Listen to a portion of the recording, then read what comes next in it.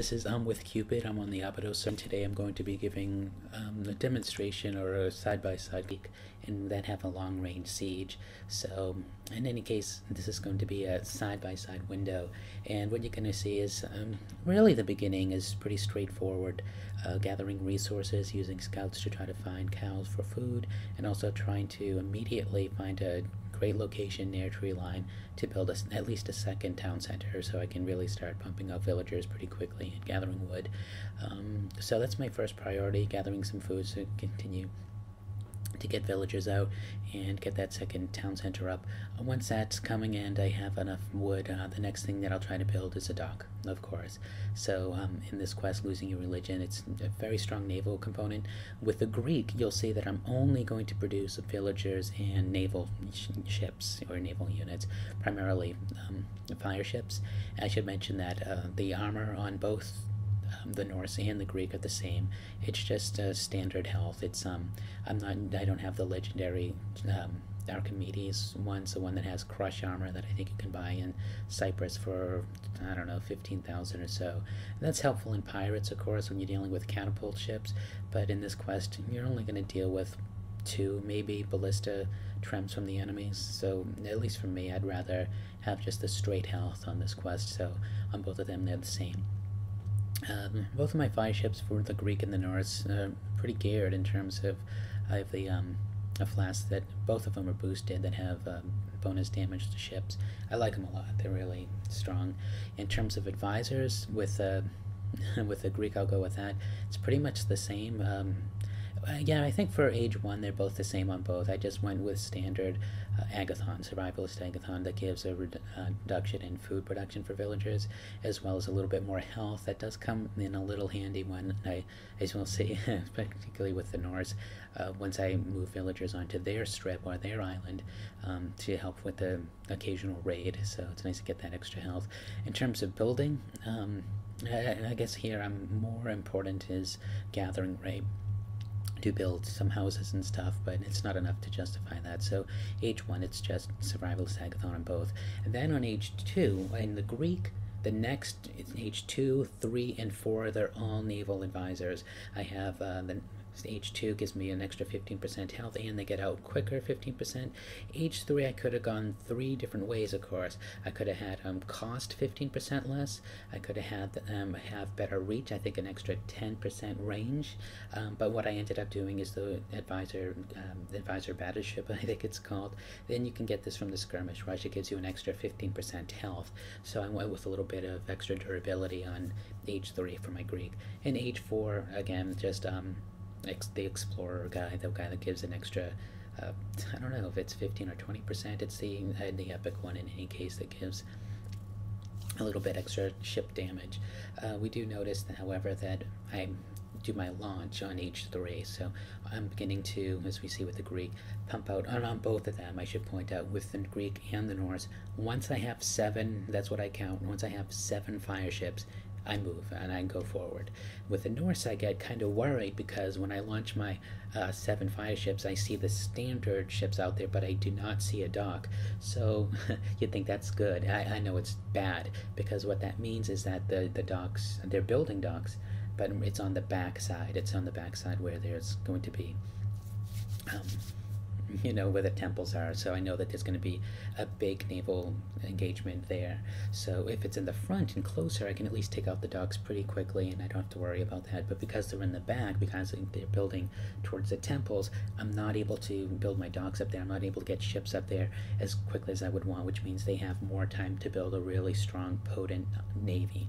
So that's what I'm a little worried about, as we see on the Norse. I don't like the map on the Norse. It wasn't really conducive. It wasn't a great place to build that extra town center.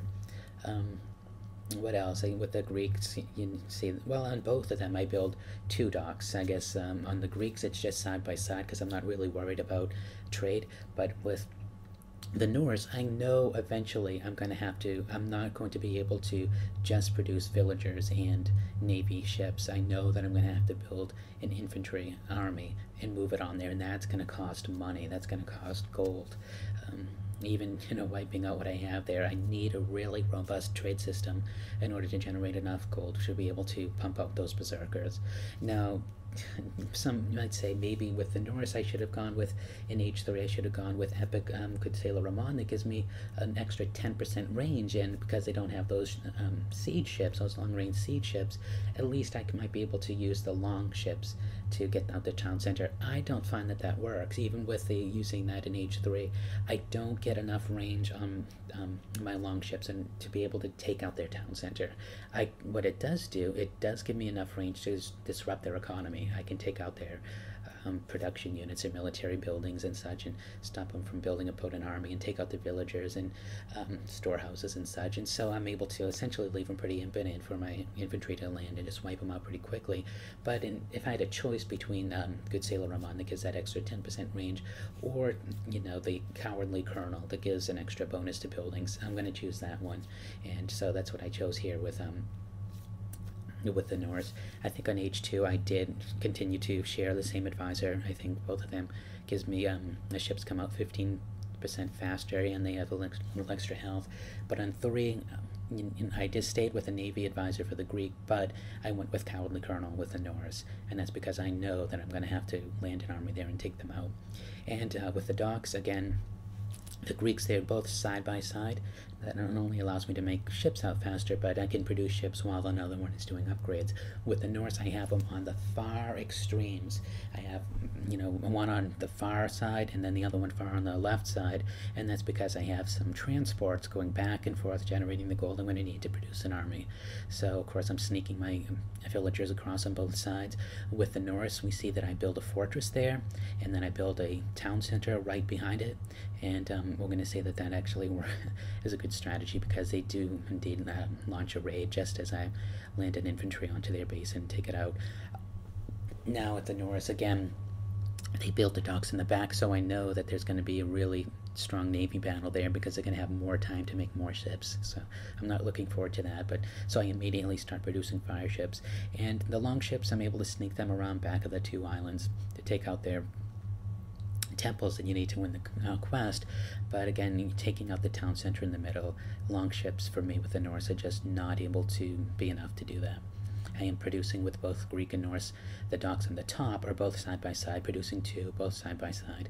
The only difference is on my island, the Norse are spaced out as far as possible to generate gold. That's really about it in terms of the difference. At least for me, again, the bottom line is I'm not able to take out, this is both elite. The only problem is with the Norse, I'm not able to exclusively accomplish the secondary objective of taking out the town center just with my Navy. It's critical and important for me to generate the infantry of berserkers in order to take that out. So with the Greek, I don't build any barracks. As we see, once it's satisfied, and I notice that there's always 3 treasure guardians, but sometimes they're kind of in the middle, and I'm not able to take them out exclusively with my ship. So I do end up building some archery ranges in order to get the Gastrophenes to kind of clean up and get the treasure guardians. But with the Norse, it's I do have to kind of get dirty and get my berserkers over there and kind of engage them physically. Alright, I guess that's about it. I'll let you finish watching this. If you have any questions, let me know. So I guess it's always best to co-op this, but sometimes that's not always possible. Alright, and again, this is with Cupid on the Abydo server. Thanks for watching. If you have any tips or questions or whatever, let me know. It does seem like the long-range ships, though, they are able to get it done quicker, if you notice the time. I think just under 8 minutes I was able to do it with the Greek, and I think between 4 and 5 with the Norse, so it does take a little bit longer in order to get everything done with the Norse.